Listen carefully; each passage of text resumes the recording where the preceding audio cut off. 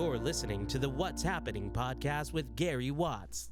Good morning. I'm here with Nate Kaeding. Nate, how are you? I'm doing awesome. Thanks for having me. I think everybody knows you, so I don't need to introduce you, do I? I don't know about that. But. So let's start. I want to talk a little bit about yourself, if you would, today. We could just talk about various things, but tell us about your childhood, spouses, your family, how you grew up, and then we can get into sports and some other things. So. Yeah, I mean, we're sitting here on, 5th Street in Coralville, and I literally grew up on 6th Avenue, which was just down the street. Yeah, 2 or 3 blocks from here. Good. Tons of great memories growing up here as a kid, and we'd ride the bicycles over to the rec center and the pool, and over to the Little Red Barn, which is just used to be down the street where the kind of where the Burger King is at now, and do that. I got an older brother, a couple years older. We were running mates back in the day, and a younger sister, 5 years younger. And we moved up off of Holiday Road when I was in about 4th or 5th grade. And I went on as an Iowa City West High Trojan there, and played any sport that I could get into, whatever was in season, and finished up. And about halfway through my high school career, I was told I was too slow and too skinny to do anything else on the football field. So Reese Morgan, the coach at the time, was like, "Hey, we know you can kick. You play soccer." So got into that and had a lot of success kicking a football, and was Kirk Ferentz's first ever recruit that he signed. That's Really? how I'm kind of dating myself now. Wow. Kirk's the longest tenured coach of college football. So he, you never want to give a scholarship to a kicker, but I at that time had gotten a couple other offers, and I think they wanted to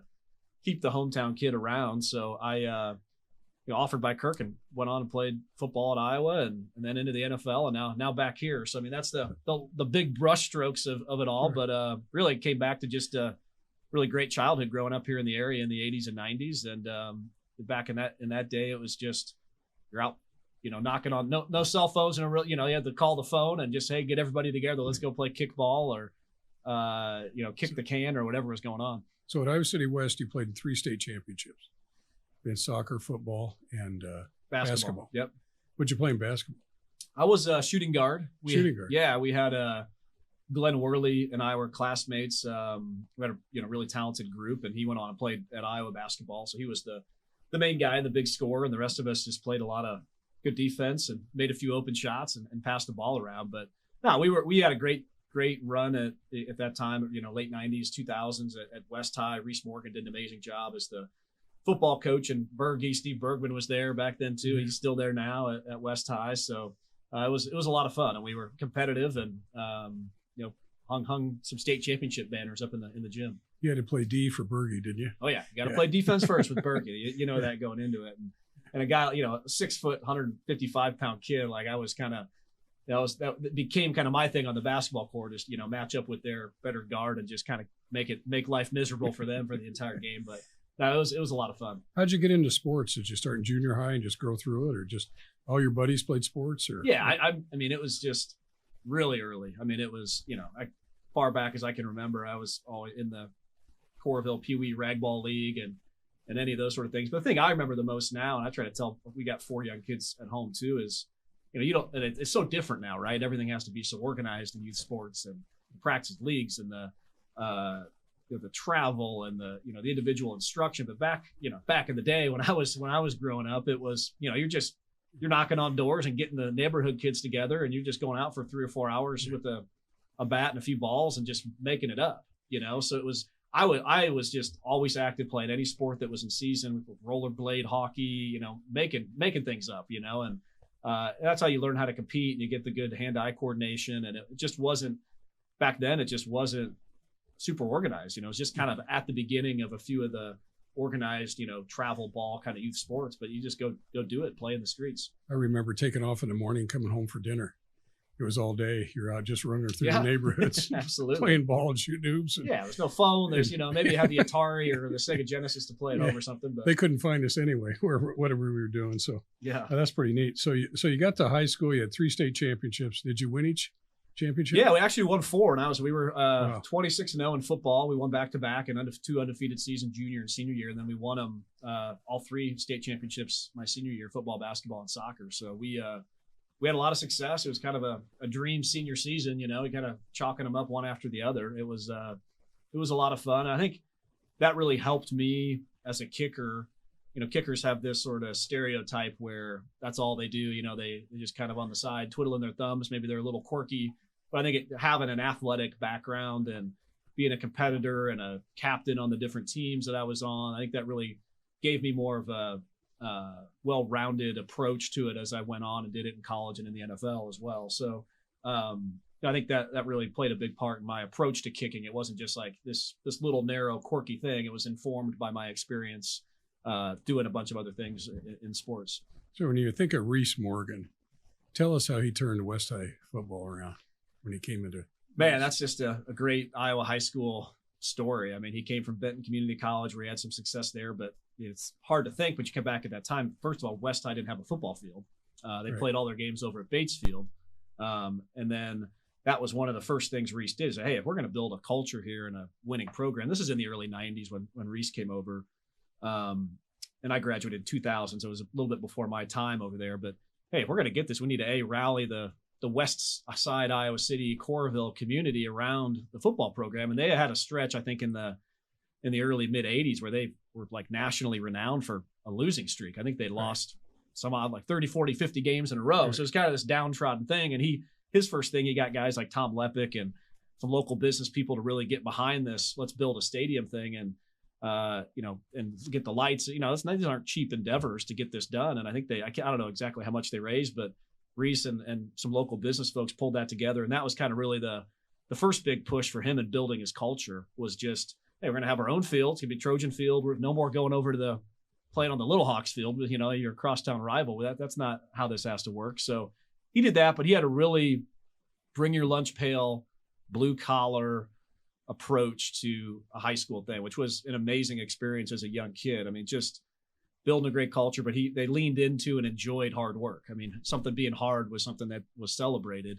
And, 2-a-days. And remember, if people that know West High, they've got right as you come out of that locker room all the way up in the high school to down back to where the football field, practice fields are, is maybe a good half mile without an exaggeration down some hills. And he had this thing where once you go over the gravel road, you got to jog all the way down to the practice and back and all these little rituals and all these things. And he came in and immediately kind of dropped those in and built an amazing culture, and the field got built and the stadium. And then he went on and won a state championship in 1995. And then we did it back-to-back years in 99 and 2000. So, I mean, just an amazing turnaround story, but such a great leader of men. And he went on actually the same year. I was really lucky because Reese has been a great mentor to me. At the same time that I graduated and went to Iowa, Reese got hired by Kirk at Iowa, and he had a long 20-year career coaching for the Hawkeyes as well. So, I mean, just a tremendous human being and an amazing kind of Iowa football story, what he's been able to do as a coach. I heard when he took over, it was like in the winter, and he watched films on all the kids and all the players, and he called them in individually, and he went through the films with them. He said, "Here's what you're doing. Here's what you could do better." And he coached them up the first time he met them. He had never met the team, never met the players. And he'd already watched film on them and it could show them what they could do better. I thought that was amazing. Yeah, he's a great people person. He was the dean of students, so he was always there in the hallway and knew about it. He cared about the kids. Another thing and I think about this a lot in business as well and try to implement it with some of the teams that we have. He had you do the Thursday night dinners, the spaghetti dinner before the Friday night games where the parents come in and cook the food and everything. And he had this, an award. I can't remember what it was, like an action figure or something. And he always made a point of celebrating and honoring the scout team guys or the equipment manager or those sort of people, just building that culture and that team from, I don't want to say bottom up, but just making sure everybody was celebrated and honored and recognized, and he was actually kind of harder on the, kind of went out of his way to make sure he didn't talk much about the stars or the guys that were first team All-State. That's I think a great lesson for business as well, is just, those are the people that oftentimes get overlooked or don't get honored or recognized. And he always made a point of making sure those guys were the ones that got the recognition. You probably remember Bob Brown at Regina, right? Oh, yeah. So I remember one time Doug Rupert and I ran to the bait shop run or whatever it is. The City High kids do that now, and they run out. We ran from Regina out to the bait shop on Dubuque and then came back. And we were just coming into Regina, and Coach Brown was out front, and Doug and I kind of ran in, and there were all the kids in a gauntlet rooting us in. And I'm like going, They could have been done, went and got a haircut and a sandwich by the time we got in. But they were all there just bringing in all the parents and the people that did the run, rooting them on. And that's how Bob Brown was. There's always a JV player he called out on the bus or somebody that got a PR in a race. And I think that does build a culture. And it is something true in business for the rest of your life. You remember that. Not just the stars, it's the people that help you get there.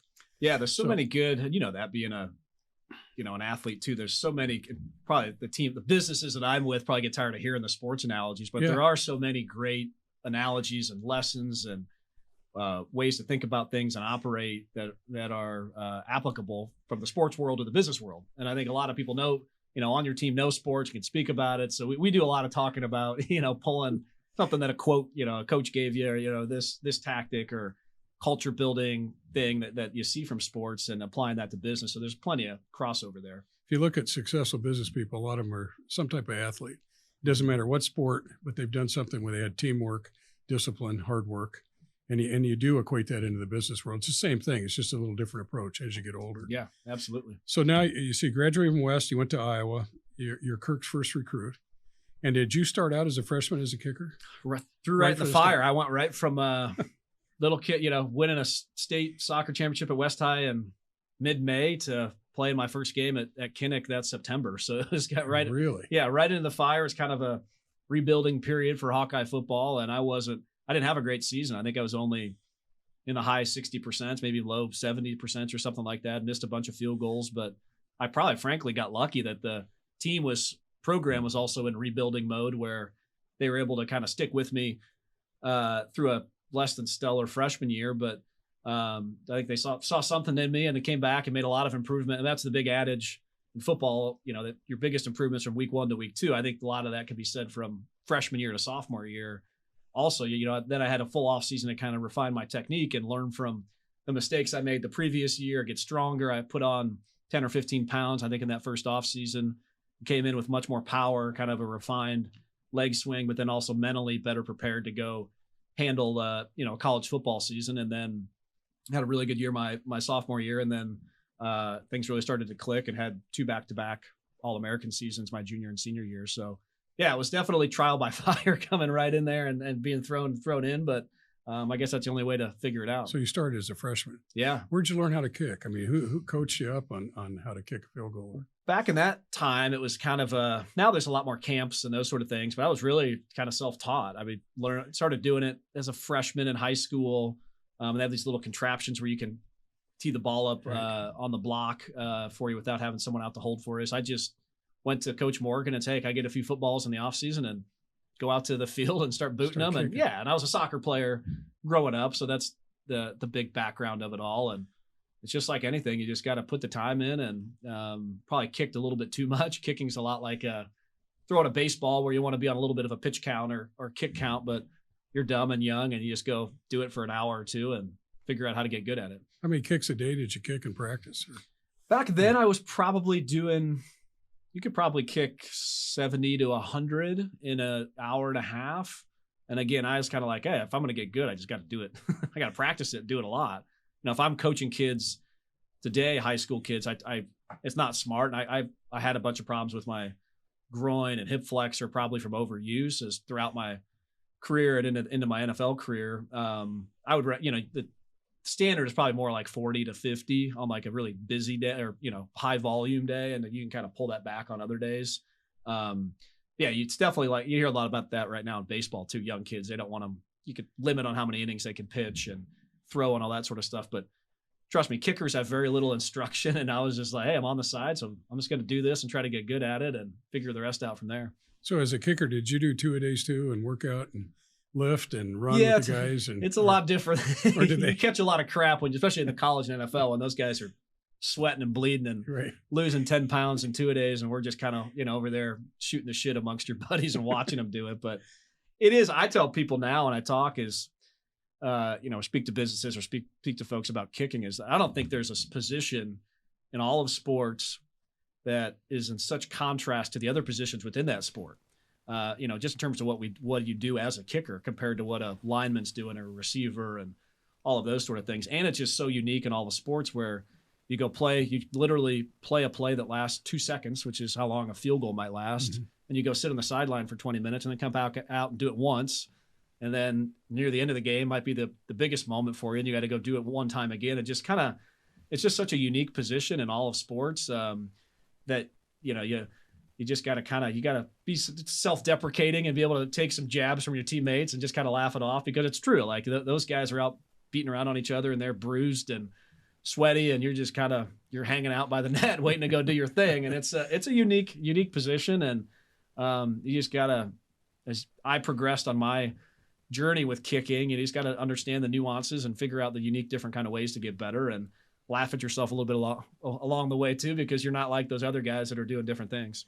So your last 2 years at Iowa, you're an All-American. What was your percentage of field goals made? Extra points? Missed. I'd have to get fact checked on this, but it was in the high 80s, mid to high 90s. I only missed one field goal my senior year, and I think I missed 2 or 3 my junior year.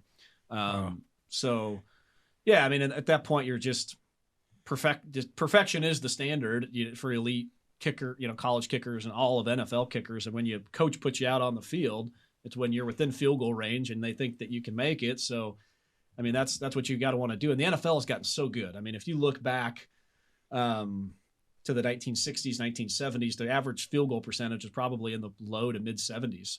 Now it's up in the mid to high 80s. Just that's the average, and you have guys going out over a 17-week NFL season. They're only missing 2, 3, 4 field goals. It's remarkable how good these guys are. And that's what I was able to kind of get into my, by the middle and latter part of my college career, was that kind of caliber of consistency. And it's what you got to be wired to do, because that's the expectation. That's how you keep your job.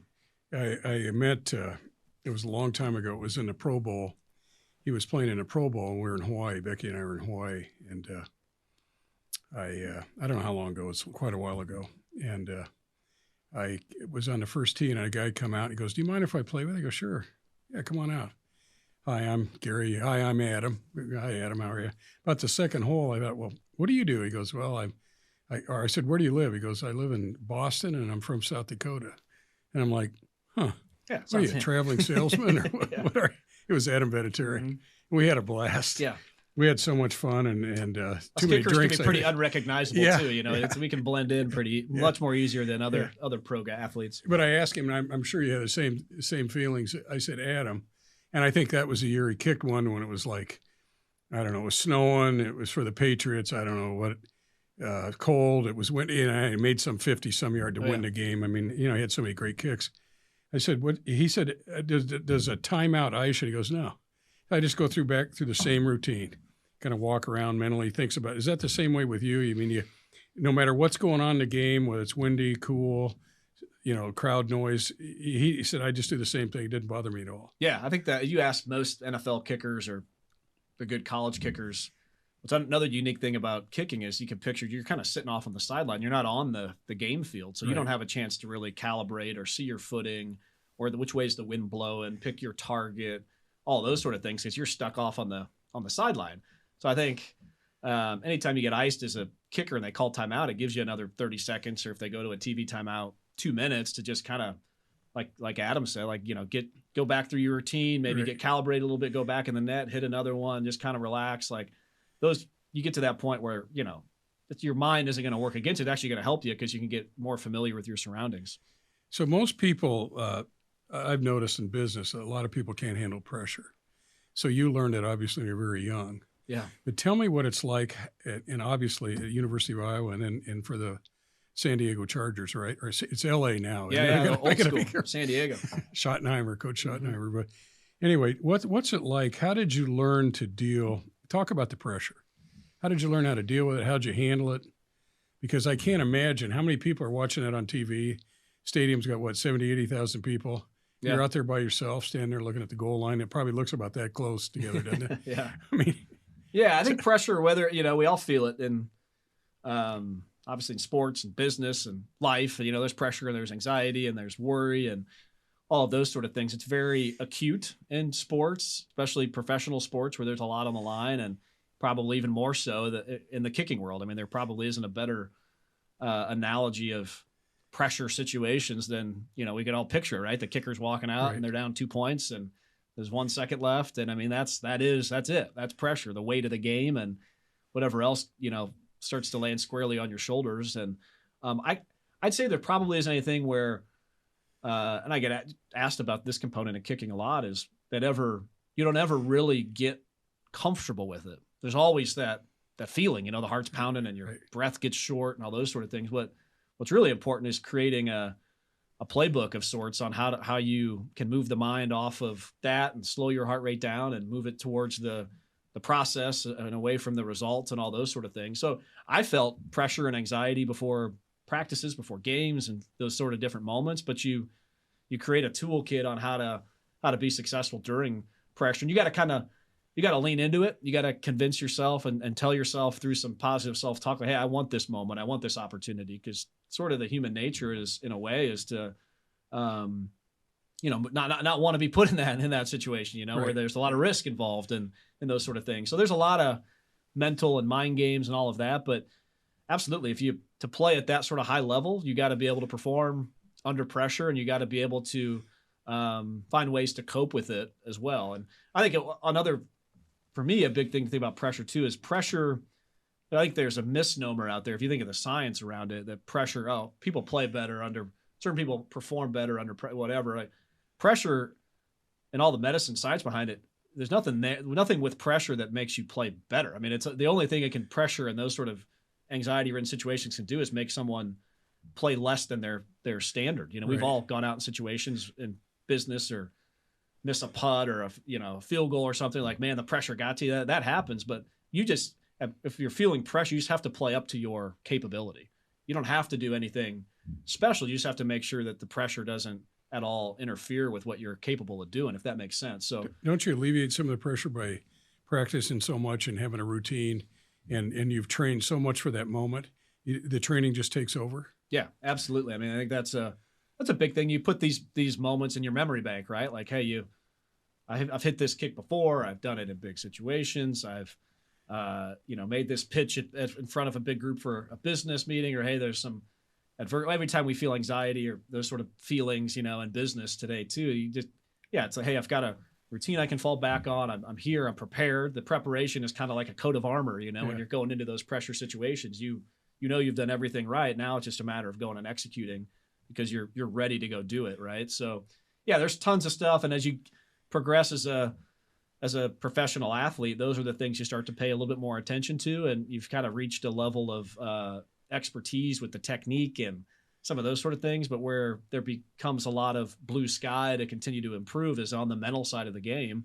And all professional athletes kind of learn that lesson some part in their journey. And then it's just a matter of how you build that skill set along with the rest of the skill sets you've already built. Did you take your mind off of the situation and just think of other things, or were you actually focused on the goal and the kick, or did you go wander around in your mind? Or I always struggled the most with the pressure the night before and sort of the morning of, was always when I kind of felt the most anxiety around games. When you get to the stadium and you can kind of jump right into the jet stream and get your routine going, that's when that sort of stuff, to me at least, kind of washed away a lot, because then it sort of becomes into your control. You're not thinking about it anymore. Now you're doing it. You got your warm up. You can get some sweat moving, get things going, and then to your point, it's just about, hey, here's my process. We just got to go execute this process and this routine. So then get your mind off of things you can't control and get them onto what you need to do to be successful.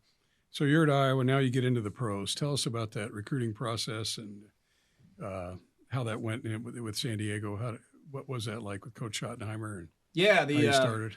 It's especially, again, as a kicker, it's a lot different. I remember, going to the combine, and because it's probably about the same now. That kickers, maybe there's one or two drafted a year. Maybe some years there's not even any drafted. It just kind of depends on which of the 32 teams have a need and if there's anybody good coming out of college. So it's a little bit of an unknown, and you really got to benefit from the fact, hey, the team really wants someone or likes you. So it's a crazy stretch, from that January through April, and you're hearing from different teams. You go to the combine and you perform, and then teams flew their special teams coach and even a couple times head coaches into town to watch you kick. I was, slotted coming off my college career pretty high. So I was kind of anywhere from the second to the fourth round, which I think, I don't know the exact numbers, but probably in the top 5 or 10 highest drafted kickers ever. So, a head coach is going to want to get his eyes on you and the GM and those sort of people just to make sure they're not wasting a kick on a flake that's not going to turn out to be any good, right? So then you got a kick in front of them here in Iowa City, and well, it's like you see on TV. You tune in and watch the draft, like you have no clue, and you kind of have an idea maybe these 3 or 4 teams are in the market for someone, but you don't know if you're going to get the call when or ever, and they just literally tell you, your agent, hey, keep your phone on, and if you see a weird area code, answer that thing. Yeah. And it was fun. We had our draft party out with, I grew up working at Quail Creek in North Liberty. I didn't know if I wanted to do a draft party because back then they had the first 3 rounds were on Saturday, and then the rest of the draft was on Sunday. And I knew I was kind of on that in between, second to third to fourth round. I'm like, I don't want everybody out here and, get excited and not even get picked until the next day, the next day. But we ended up doing it, played a little golf. We cooked some food, and then I got a call from a 619 area code near the end of the day, and I was the second pick in the 3rd round, and it's Marty Schottenheimer on the other line. Really? And he hangs up quick, and he says thank you, and then they put somebody else on. Hey, what number do you want? You got your options are 6, 7, 9, 10, 12, and you just got to pick your number then. And then we're like, hey, check your email. We're going to email your flight. Go to Cedar Rapids Airport tomorrow morning. We'll fly out for the press conference. So it was just like that. You're off and running. And yeah, I think that is a crazy life experience, though, because you think of the forks in the road, none of which are you have any control of. Hey, you could be shipped off to Buffalo. You could go to Kansas City. You go to San Diego. It's just, life takes a turn, and you go down that road not knowing what's gonna lead to. But it was, I got lucky. I mean, San Diego was a great town to be in, a great city. We had a great team when I was there, great teammates, and ended up working out well on that from that standpoint. Did you have a goal to be a pro when you were in junior high, high school, or college, or when did that start becoming a pro kicker? Asked that a lot. I spent a lot of time mentoring young kids and athletes and kickers, and honestly, being a professional kicker was never something I really thought much about until probably my junior or senior year in college. I was always the guy. What's the goal? I'm a big goal guy. So I mean, journals and writing stuff down and creating processes and plans to achieve those goals. And again, that's something that serves you well in business too. And I was always doing that, back to high school, but it was never, the big, it wasn't less about the big goals, more about, hey, what do I need to, what's my plan here for this off season in June? Like, what's my goal? Like at the end of June, like I want to put myself through a drill where I'm kicking 40 field goals from 45 yards. My goal is to make 35 of those 40, it's more of like very immediate sort of goals. And then, you get before a season, like, hey, here's my goal for my junior year in high school and different stats and different sort of things I wanted to accomplish. And it was very more of like these goals in the immediacy. And then that big thing kind of took care of itself in the end because I accomplished all these goals in the meantime. Would you have gotten there without goals?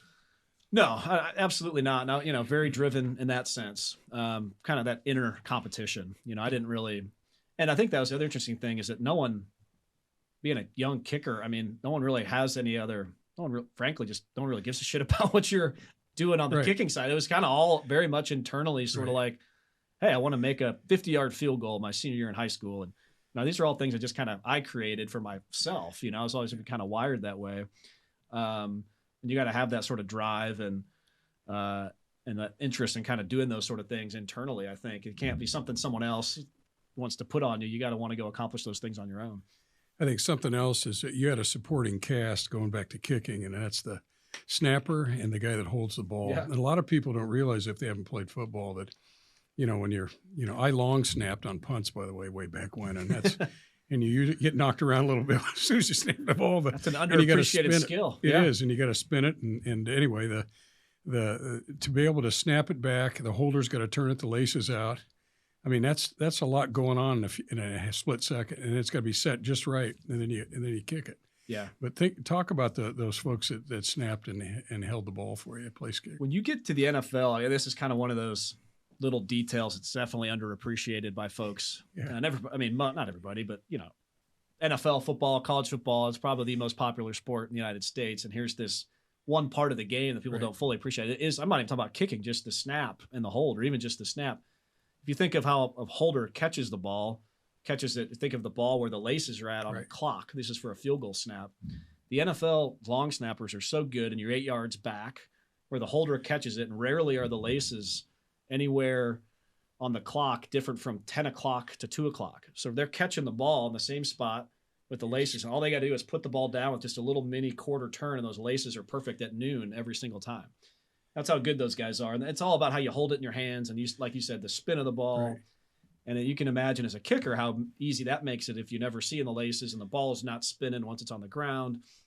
And that whole operation, by the way, has to happen in under 1.3 seconds, or those big guys up the middle are going to have their hand up, and those really fast guys on the edge, they're going to be diving trying to block it. So it's a clockwork sort of thing. And those snappers, like, I mean, you talk about the expectation being perfect, like literally, like, those guys are, and again, they might, a C- score for them might be something we wouldn't even notice because the ball was kind of high or the laces were in or something. But, a real screw up for those guys one of them could, end a career. You roll a snapback on a field goal or snap it over the punter's head. I mean, you could go through an entire NFL season and not one of the long snappers in the entire NFL will snap one over someone's head. I mean, it's almost like a robot. It's crazy. And they put it right there. Yeah, it's nuts. So a lot of people don't realize how intricate that is and what's going on. So as a pro, you're in San Diego, which sounds like it's perfect weather, isn't it? Yeah, that's great. You get to see the ships and the Navy, and see any SEALs running up and down the beach or not? Did you? Yeah, we would go which was also fun. We would go out and spend a day with the Navy SEALs out on Coronado Island. Oh, did you really? Yeah, that was amazing. Yeah, like half day in May in the off season, and we'd always get to hear from, the highest ranking guy that was there. They give a talk about their approach to the team or culture and those sort. That was great. And it was also kind of funny watching. Norv Turner, when he was there, my second coach, would have the new draft picks go through the obstacle course of the guys. It's always kind of funny watching those 320 pounders try to like skimmy underneath some of those pieces out there. But yeah, San Diego's an amazing town. Like you said, the military history, and then you've got the weather. Obviously, I'm a big golfer, so there's an amazing golf, and the food's really good. And it was being an Iowa boy, it was a really neat kind of change up from where I had lived my entire life. So what's it like being a pro? You're traveling a lot. I think the pros give a lot back to the communities, don't you? Did you get involved with things like that in the off season? Yeah, we did. And I came back here to Iowa quite a bit in the off season. We would come back for a month and a half, and I would kind of train after the season, work out at the Iowa facility, and then go back for the spring months, and then spend another extended, month and a half or 2 months back here in the, in June through July before training camp started. Yeah, I mean, it's the off season is kind of an off season. You still got to put in a couple 3 hours of work, training and kicking and doing those sort of things. But literally when you show up to camp until whenever your team's done, whether that's early January or how far you make it in the playoffs, I mean, it's a 7 day a week. Yeah, they have 1 day off, I guess, but it's usually that's like a recovery day and you're doing something. But you're working and it's on your mind 7 days a week from the beginning to the end. And everybody sees and trust me, it's amazing, and the work is easily worth it. I'd do it again in a second, but it's not easy work by any stretch of the imagination, and you get compensated really well for it, but it's taxing and it's trying. And I played 9 seasons, and no matter what, you're always going to hit a kind of around the holidays, Thanksgiving is, you kind of hit a little bit of a wall, and you got to kind of push through those sort of things. But it was a unique experience for sure. You had a lot of traveling, right? Yeah. A lot of motel rooms or hotels or whatever. Yeah, and usually back then we'd stay in a hotel for training camp. So you're there for 30, 40 days. Some teams are getting away from that now just because it's, why have a room, these professional athletes, you get, living in a Holiday Inn literally for 40 days just doesn't make a whole lot of sense. But but football is much better off than these baseball guys, and even basketball. I mean, they're playing 80, 90 games. Baseball 160. I mean, they're literally living on the road 3/4 of the year, if not more. So now you have professional career, Iowa career. You come home. So when you came home, obviously you're in a lot of different businesses, an entrepreneur. You're on a bank board at Midwest One. Tell us about how you relate to business, what you learned from being a pro, and then I think it's really neat. Aaron Campman came back. I think DeVries came back. There's so many pro athletes that came home, and Matt Krall. I think it's so cool that you guys come home and want to make roots here, because what's a better place to raise your family? Yeah, no, absolutely. That was my wife Sam's a Marshalltown girl. We met here at Iowa. By the time we finished in the NFL, it's coming up on 10 years now out of the league. That was pretty much a no-brainer to move back here. And found it to be really lucky. I already had a little bit of business interest here, whether it's invested in some real estate or some businesses. I came back, got my MBA, jumped right back into that, which was great. I think I was fortunate in the sense that some former teammates of mine didn't really have roots to not only a hometown, that everybody has roots to their hometown, but a hometown that also is vibrant enough and where there's opportunity to start that next career chapter professionally. So, and like you said, obviously it's a great place to raise family, and a lot of friends were here and family and all that. So it was really a no-brainer. But I've had really enjoyed this second chapter professionally. For me, frankly, I would have loved to have played several more years in the NFL, but I also was like super excited about, turning the page and a little intimidated because you're really a one-trick pony when you're coming out being a field goal kicker professional athlete. You really do have to take a couple steps back to retool and figure out what your new skill set's going to be and the best place to kind of apply that to be useful and have some utility. But that's what the MBA allowed me to do. It gave me a couple years to study and get the academic knowledge, but also learn and, do a couple real estate deals and start at that point in time, we started Pullman, our first restaurant downtown with Matt Swift and Ben Smart and Doug, our team that's, really built something we're excited and proud about it, especially in the downtown world there. Started that and, just kind of dove head in, but always made sure I had a team, to your question about sports, figuring out, where my strengths are at, but then building a team around where this guy might know the kitchen side of it really well. This guy knows the operations and the front of house and the business. I might know some of the marketing and the development and some of those sort of things, and building a group and a team together. And, it's really, really been tons of fun. And, how'd you guys get hooked up? How'd you get hooked up with Matt? Yeah, Matt and I grew up together. Again, kind of back to Corville. Yeah, we grew up and we're Corville Central Cougars, and we grew up going to school together. And Ben Smart, who's the executive chef at places people are familiar with, I'm sure Pullman and St. Birch and the Big Groves. He's very instrumental in all the Big Grove, the food programs at all those places. We're all just kind of local guys that knew each other. And at that time, when I had moved back 10 years ago, Matt and his mom Faye had Reds, which was their big operation. That's kind of where the idea for Big Grove was born. And they had Big Grove just celebrated their 10-year anniversary this last week at Solon. So we kind of come back, and that had just kind of brainchild of Matt and getting Big Grove Solon rolling. And I had always loved the food component and everybody says, and the restaurant business is like a lot of service businesses is challenging. I mean, there's the staffing elements. You got to make sure you're creating a product that the people want, and it has to be in the right location. There's a lot of potential missteps out there. But when I was in the NFL and traveled to different cities, I always really enjoyed going to the place that was unique to that town. The restaurant that, if you go to New Orleans, you want to find the cool little spot. Maybe that's the Cajun food and those sort of things. And I always love the idea of trying to create kind of timeless places that felt maybe unique to Iowa City, or even specifically to downtown Iowa City, and celebrating some of the history and the charisma and the nostalgia that might go around being in a college town and those sort of things. That's what we tried to execute it with on Pullman with our team. And then, a couple of years after that, it was St. Birch Tavern on the corner. And then just recently in the last month, we added our third restaurant to our collective, our portfolio downtown in the Hamburg Inn, which that's about as much history and nostalgia as you could ever hope for in a restaurant. So it's been tons of fun diving into that. And I've coupled that with real estate development work that we've been doing on some of our projects. And it's been a good kind of 1-2 punch, and just also weaving in a heavy community element, and being a member on the Midwest One board, on a community bank board here has been really meaningful to me, and being able to contribute to that entity and that organization has been awesome, and just jumping in and trying to support various different things. So it's been the community piece has been, hopefully for me, is a thread that's always woven through the various initiatives or projects that I try to be a part of, and just trying to, partner with the right people with the right team and create stuff that is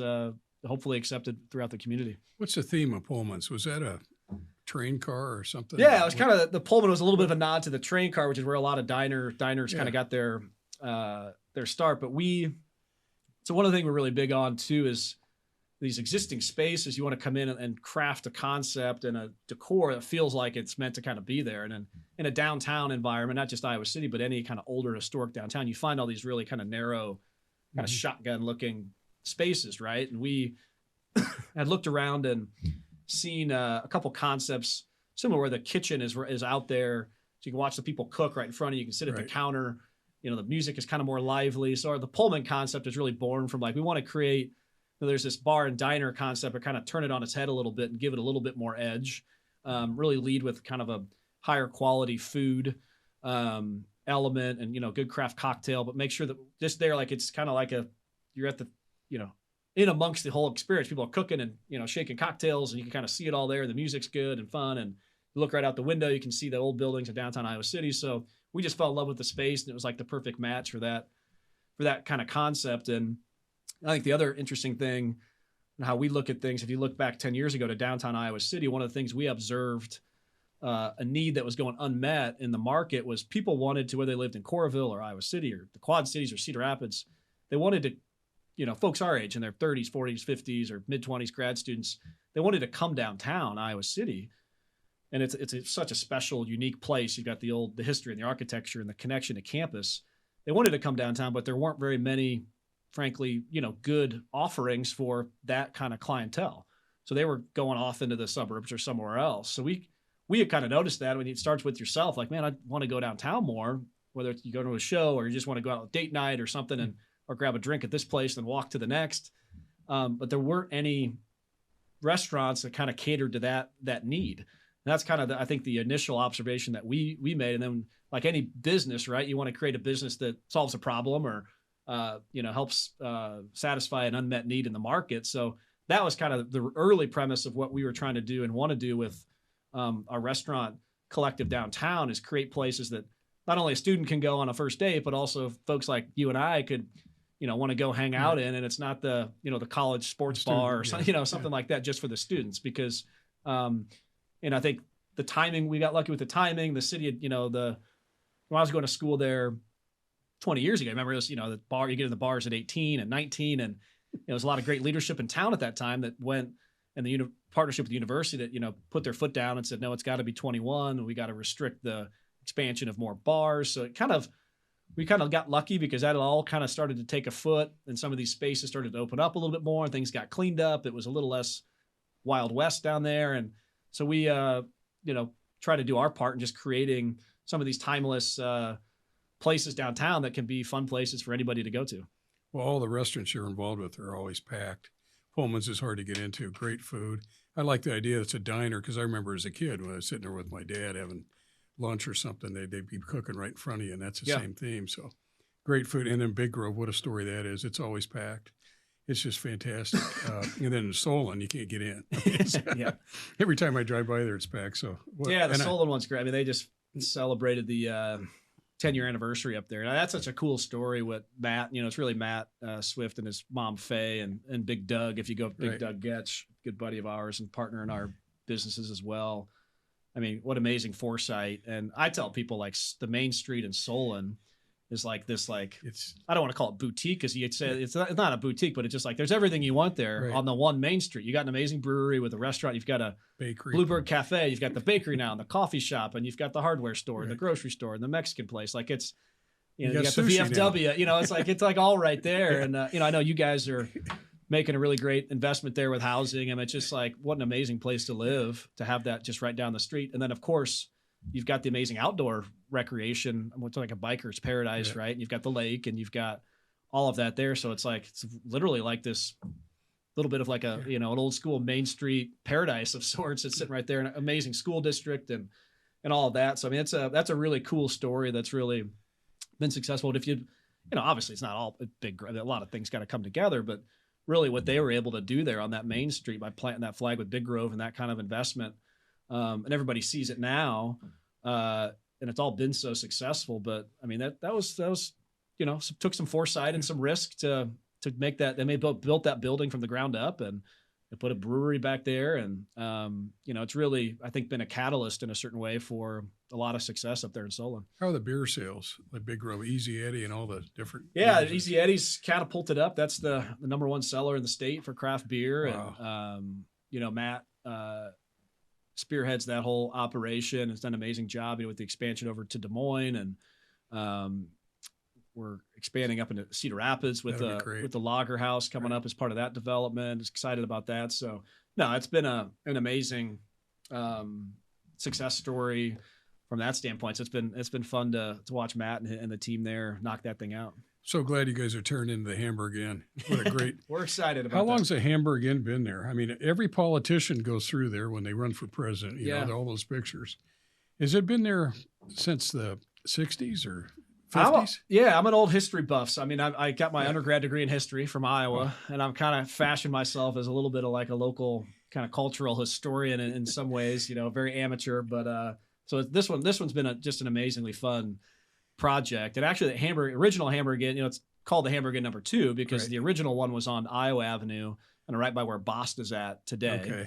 And they opened it, I think, in the mid 30s, late 30s. So it's coming up on its 90 plus years old as an operation. And the Panther family, who had it in the family till they had sold it to the previous owner back in like 2015 and 16. It was like a little dime store on Iowa Avenue. You come in, buy dime cheeseburgers and those sort of things. And that burnt down. And then they moved over to their current location on Lynn Street on the north side in I think it'd be the early 50s, kind of in that era. And then it's just kind of been this special gem of a place. I remember going there as a kid and you get breakfast all day and the pancakes and those sort of things. And, it hasn't had its best stretch over the last few years. And, we got lucky where the opportunity opened itself up and we're able to get it. And we're, as we talk here today, kind of in the process of doing a freshen up, as we say, and going back and, picking out the right artifacts and, the deep clean. And I love going back and seeing there's tons of great old pictures, and we're recreating kind of the old signage and how the facade used to look back and kind of like this, leaning into kind of the Hamburg of the 60s and 70s. And,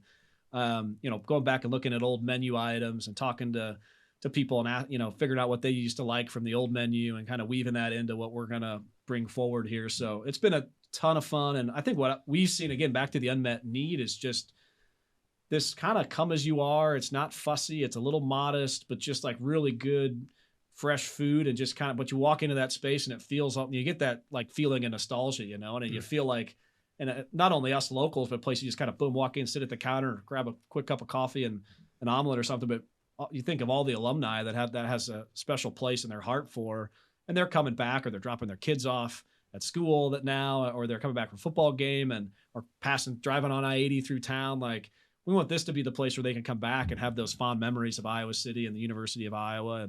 And that's really the opportunity that we saw with it, along with the fact that we really are bullish about the north side in general. Yeah. We like that area. It's places that I go personally all the time, whether it's Polly Ice Pizza or we love the Webster, what Sam and Ryan have done there with that restaurant. It's amazing. John's Grocery. You think of all those iconic places that are right there. Mark and Leslie Nolte have opened Icon, the performing arts school there. So I mean, we love it. It's a fun opportunity, and we look forward to reopening it here this fall. You're still going to have malts and shakes, right? Yeah. The pie shake's a big thing.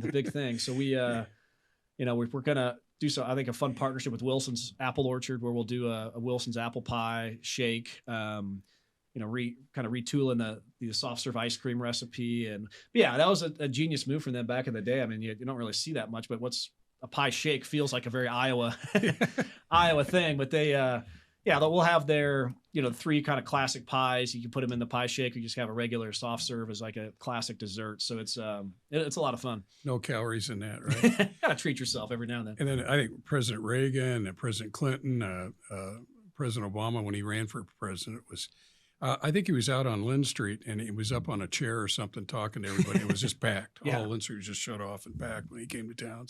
So many cool photos back to the early night. The Coffee Bean Caucus. Yeah, that was Dave Panther, it's cool. The longtime family owner.